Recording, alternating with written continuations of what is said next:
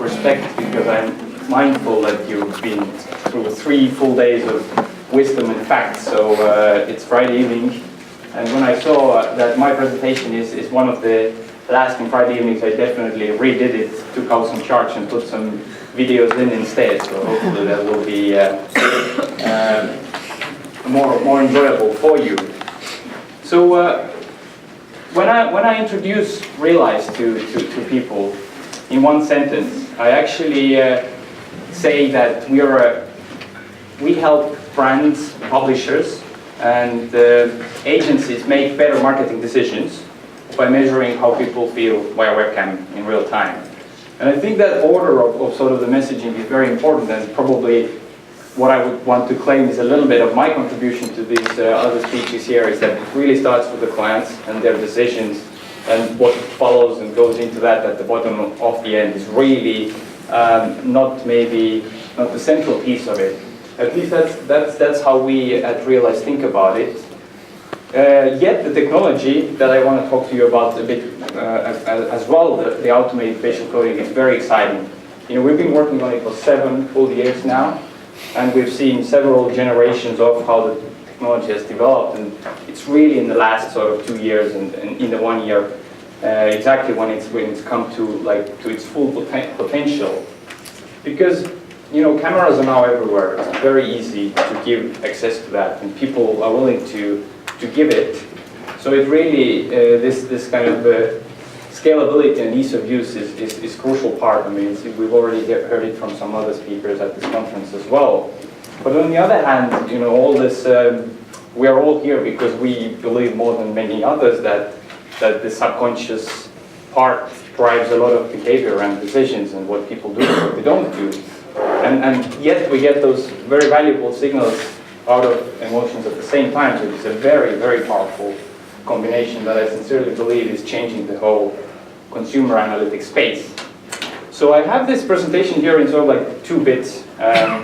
One of it is the Cannes case study, because this I think is also what we're doing here, is pushing the sort of the commercial and in-market validation of the methods that we use, because I think that's really what the clients will in the end care about more than anything else. So I'll tell you how we've gone about it, and then actually give you a very practical framework of how brands are actually, and marketers are actually using it in their everyday marketing. So I probably, this is the simplest graph we've seen in the whole conference. But what I want to communicate with that is that we also think more broadly than just accurately measuring what's really going on.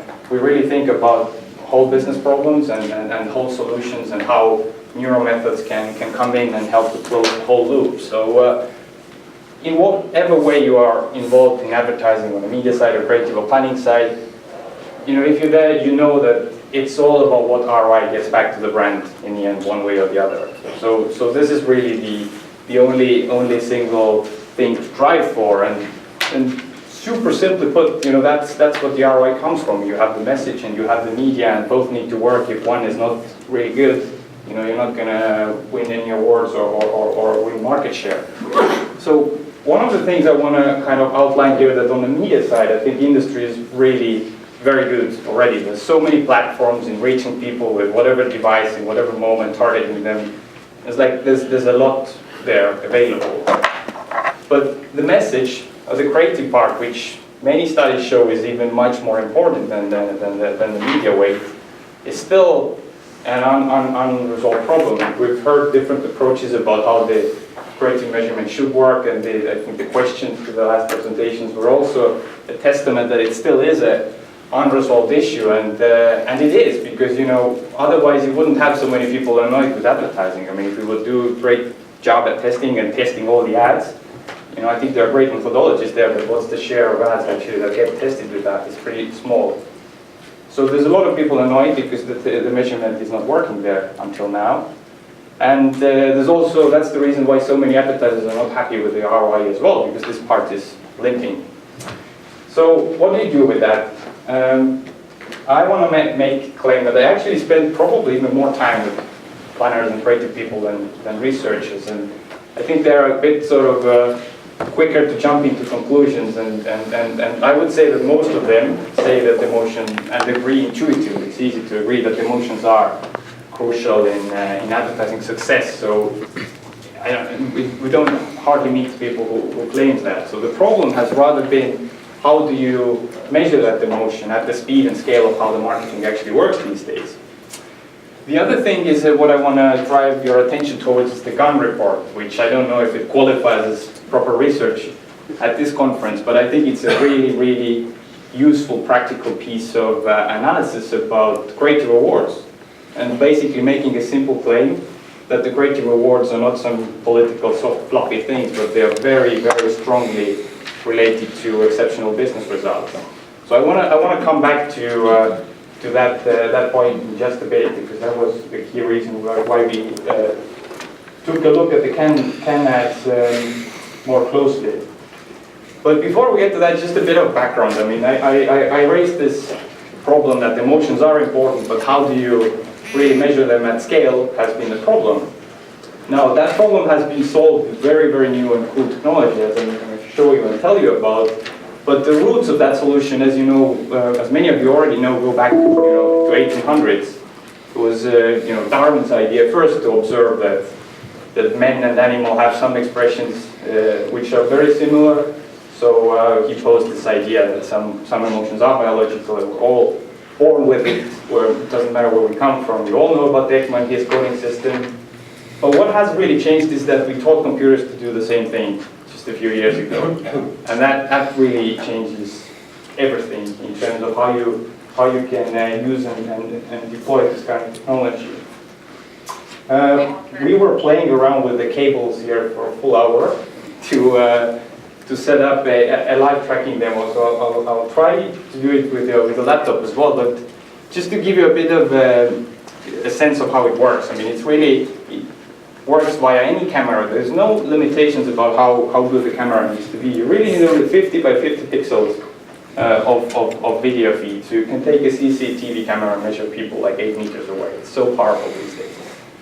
And there's no calibration, there's no nothing. And what we then do is we basically, from every frame, we track certain key feature points and how they move around.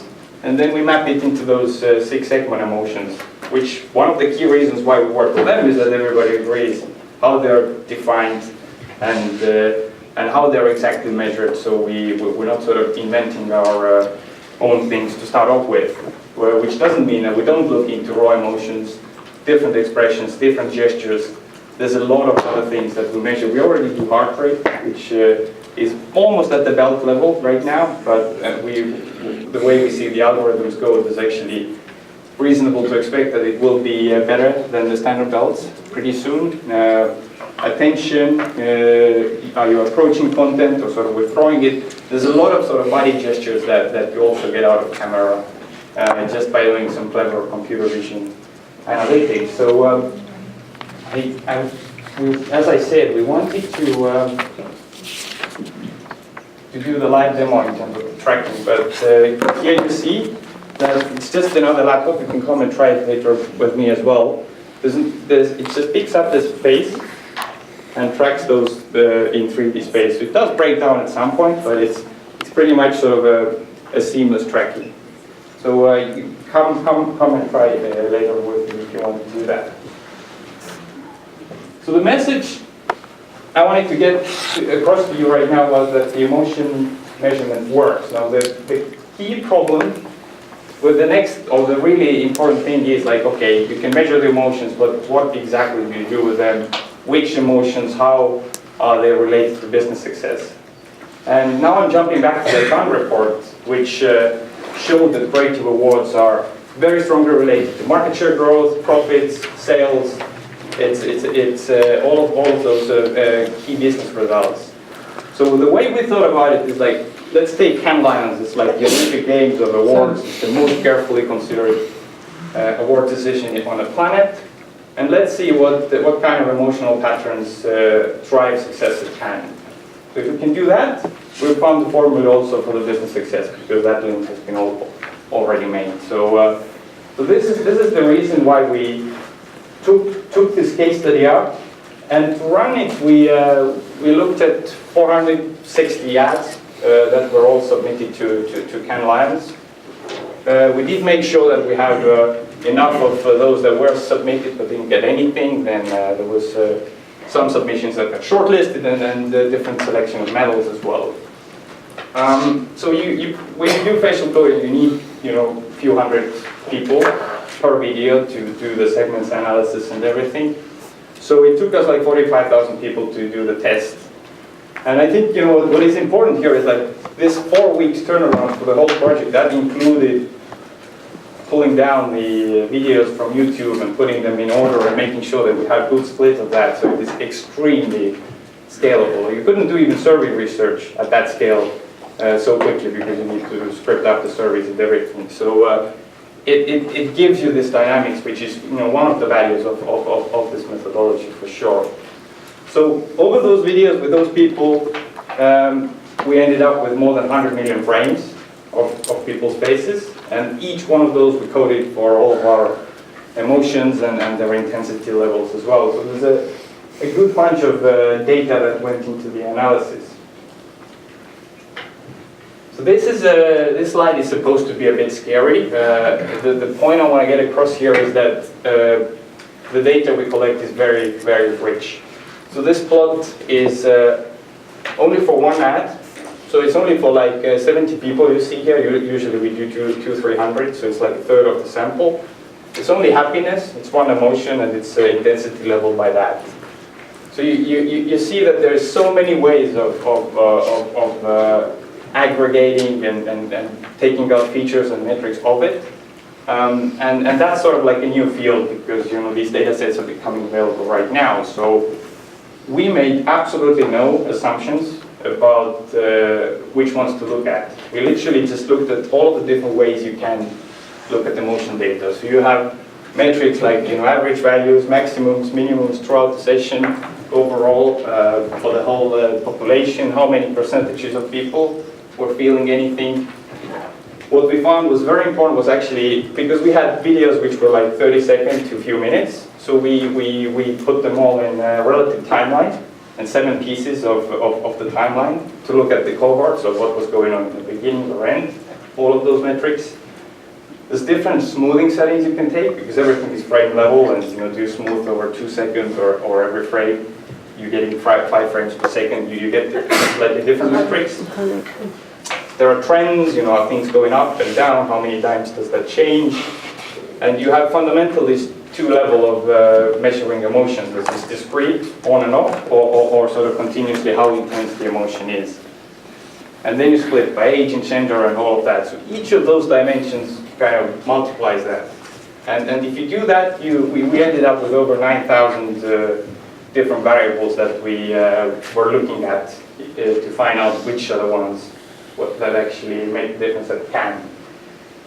So we literally look at all of those and compare the ones which got nothing versus if they got medals and shortlisted. And the 8 strongest of those 9,000 were the following that we looked at. The single most valuable by far actually was to make women happy at the end. So it was the female happiness levels in the last second seventh of the video were the strongest indicator that you're going to do well at Cannes. So it really pays off well to do that. It was also important not to let the engagement level drop in the last 2/3 of the ad. You can't lose people. It will not drive success. You can use these negative emotions like disgust and sadness. We actually saw that it can help performance as long as it resolved itself by the end and got back to the 0, then it was really good. And I'll show you some of the examples of those as well. What you really didn't want to do and avoid at any cost was to have high contribution levels in the first third of the ad. People turn out they don't come with you and follow through, and you don't get the message delivered. What we also found that it wasn't only the happiness levels, whatever different feelings and the mix of feelings and the sum of feelings the women were having at the end, the better it performed. Growing trend throughout the ad, the steeper and the more it was growing, the better it performed. I'll show you a bit about that as well, and where exactly you have the peaks in the ad are is important to see as well. So I've been talking a lot now, and I promised you videos. So let's look at the first is the example of how the women happiness at the end of the video is very important for successful advertising. So here we go. Emma. Huh? Emma. Emma.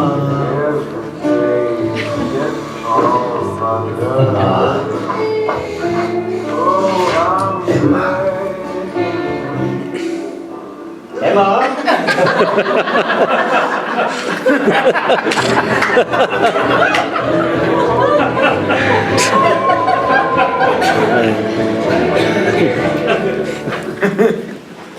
Here you go. You know, this is just an example of the traits that you get, and the fact that the females are more happy than men about that is a good indicator that you can do well. And shortlisted plan, you know, that's quite an achievement to push through all the submissions that go in and get listed there. So that's one important learning point. The second was about not to drop the game, and let's watch the ad first, and I'll make a couple of points about that as well. You do a lot of kayaking? No. Whoa! I'm in a river. Where's some good kayaking ones? Like rapids.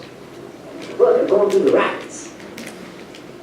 Okay, I'll take it. New offers in new places, so you can try new things. Sync your American Express card with Facebook, Foursquare, and Twitter to find savings. That's the membership effect of American Express. Well, I hope there's no one from Amex or having done testing at Amex here, because this is the kind of response line that you really don't want to have. I mean, if you have such a drop in the end of the video, you know, we see that consistently as well, because we've been monitoring those 8 rules now for some time, and you know, you're just not going to do well if you lose people like that. You don't want to leave them on a drop. I mean, you see, you know, getting celebrities in, it definitely pays off, because this recognition here in the beginning, it sort of gave it a very promising start. So if you use the right one, it's a good investment, but you know, the end of that story really didn't add up. I didn't even, you know, after watching that ad 10 times, I really don't see the connection of all those things, the messaging and that going in there. So sorry for this picture that I'm going to show you now, that at least I'm not showing it as a video. It was, you might know this, it was quite famous ad, the slow motion Carlton ad. So there's a lot of stuff happening there in the pub, people are hugging and dropping beer. And then there was this chubby guy sitting down and flubbing. That was pretty disgusting anyway. So you see that there's a pretty high peak of disgust there, and it gets resolved in the end. But you know, that's a gold medal, for example. Now another example of how you can use negative ads very successfully is this video. So let's have a look at that.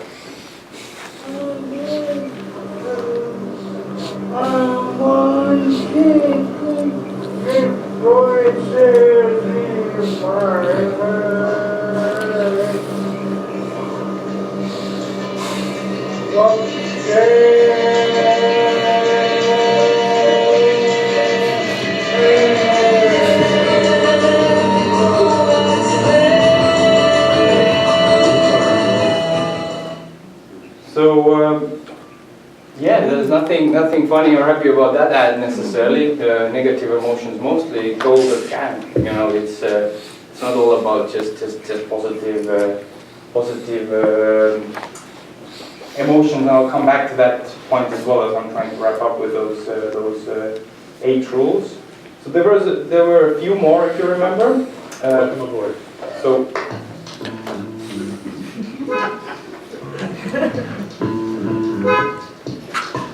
So I'm not going to show the whole way through, but you know what Why not? Sorry? You want to watch the ad? Yeah. Okay, I'll show you the ad.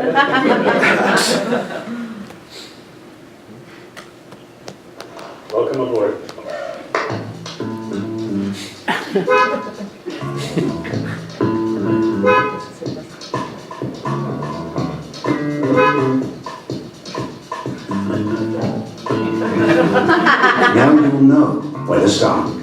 all-new Nissan Altima with Easy Fill Tire Alert. It's our most innovative Altima ever. Nissan, innovation that excites. I think it's a great concept, and it could have really worked, but what we did, again, it's like over hundreds of people. There was this confusion in the beginning of kind of like shaking hands and people didn't really get what is going on. You do want to have strong attraction scores, and that's something I come back to as well, but not with the confusion spike. So this didn't get anything at Cannes, for example, as an ad. So final video now about the rule that whatever emotions women are feeling in the end, the better it is. So you probably know this video.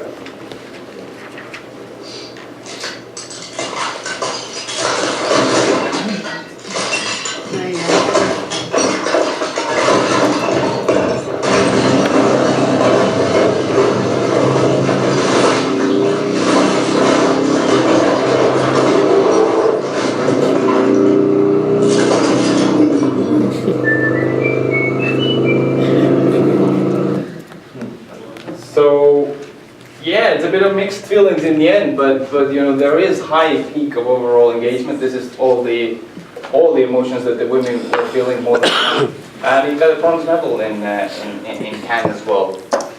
So these were like individual examples of how those patterns that we detected were important in showing results in Cannes. This is a bit of more of an aggregation. So what you see here is all these 500 ads that we've almost 500, 400 something. 60 ads. We put them on a relative timeline here, so it's from 0 to 1, and you see happiness levels here. What you clearly see from this is that the more emotions you have, the better you do, and the faster you are able to build engagement, the better. I mean, if you already submitted Cannes, it's probably pretty good anyway. So even nothing had a good impact on people overall. But the steeper it was growing, the better you were getting either shortlisted or the medals. So I think if you want to remember one slide from this analysis, this is how the 500 ads looked in terms of getting more emotions in faster.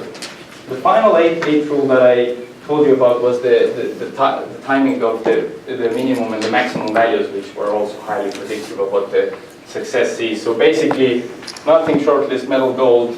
The later you have the maximum happiness level peak, the better it is in the ad, and the minimum value you want to get over with, as early as possible. So again, just build it throughout. So these were just a couple of those examples of how they work. But the real question is that can we, based on emotions, on a consistent basis, tell what's going to happen at Cannes? So on a shortlist level, based on this analysis right now, yes, I think we can. At 75% accuracy of our model in predicting whether you're going to get the shortlist or not, it's a pretty good indicator in terms of whether it's going to come out. In terms of the medals, there's more. We need more data and sort of maybe some other metrics there as well, like heart rate and stuff that we're still working on to put into the model to get them to the level that we want to. But I think this is an interesting finding in itself, that just by emotional patterns, there's nothing else that goes into that. You get a pretty good read of how the Cannes result is going to be. So this is kind of a little bit sort of academic and abstract, and I want to now kind of move away from that and come back to how do you practically, in everyday marketing, use those patterns, because nobody has time to remember or follow them one by one. So these were the 8 rules.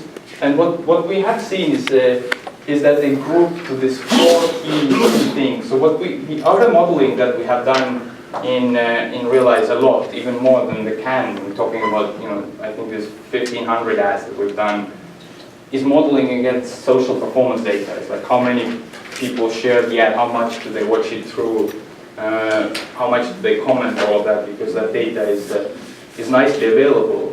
So we've done similar modeling against performance and found out that to measure creative performance, you can really simplify it down to those 4 building blocks and get a very accurate reading in the end. Attract people with some positive happiness or surprise in the beginning. Retain the attention and build higher reach and trend throughout. engage with anything. It doesn't have to be only positive. Negative emotions are just as good. And the most important of all those four is the impact score in the end. So how are you leaving people with it? So it gives this very, very simple framework of giving scoring creative. So right now, when you actually run videos with us, we have norms of thousands of ads, and we can score all of those 4 categories against comparable ads, and you get a very simple 1 to 10 score. So any marketer can walk into the room, look at the dashboard, and they know numbers from 1 to 10, and we have proven that this 1 to 10 is pretty important in terms of certain business outcomes. And I think this is almost the biggest achievement that because really it was like a year of work to kind of work out the model and fine-tune it and how exactly we measure all of those 4 things. As soon as we put it out, we really saw our media clients especially picked it up much more, just feeling comfortable with it. So this just, there's a lot, as I showed you, there's a lot of input and data that goes into this analysis, but to give a very actionable score back to the clients is what's at least making our business much more successful than it was before. So how do people actually use those scores in real campaigns? So recently, a few months ago, we were running a campaign for Heineken.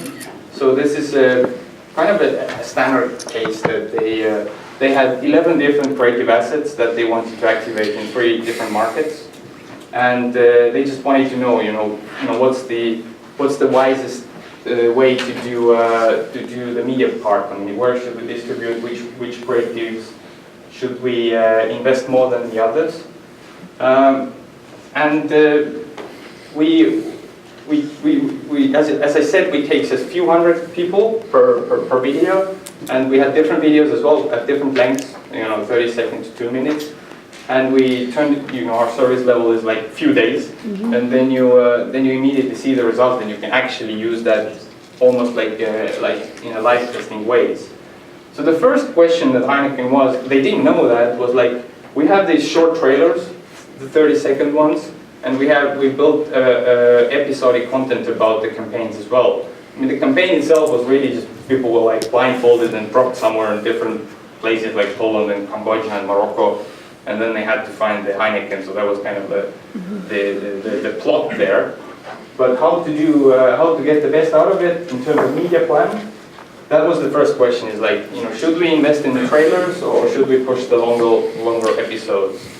And you can use the same scoring system very easily here, because you can see that these short trailers, at least in this type of campaign, they were not able to build as much engagement and tell the story as succinctly. I mean, you were just pushing it too short. So, I mean, it's not like, I think, the neuro methods are quite often used to sort of, how can you cut down 60 seconds to 15 seconds? It's just not, you can't just take the high peaks and put them together. I mean, it doesn't work like that. And I think this campaign is a great example that you need to tell a story, and sometimes it just takes time to get the message across.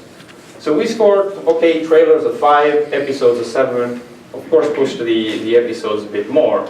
And that's what the client was seeing in their own KPIs coming in as well. I mean, they were chasing click-throughs and social actions, which was used as a proxy for brand lift in this study.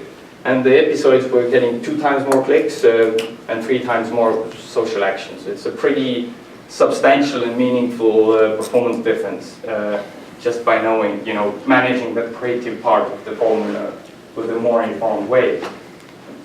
I mean, the other thing was that there was quite a few versions of those creatives. There was the Cambodia one and the red one, and we scored all of those, and you could again immediately kind of get better information which ones to push, because we saw that the roulette episode was really strong.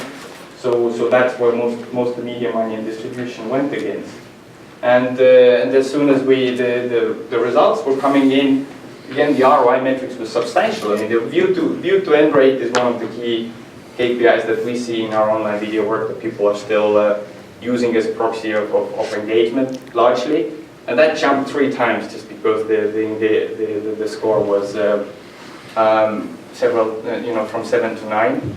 And how many social actions the content were gathering per 1,000 views? 12 times different, like massive. And that's what we see as well is that it's not like linear. I mean, if you really connect with people very strongly, you always get very exponential returns. So to invest in creative, I think, is the low-hanging fruit right now for most brands to get that part right.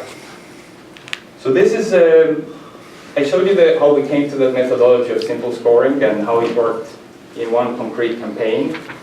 But you might say that that's just cherry-pick one campaign that we've done. So, and that's what one of our big media partners that we work with also said, because they actually launched us as an integrated partner in all of their branded video campaigns.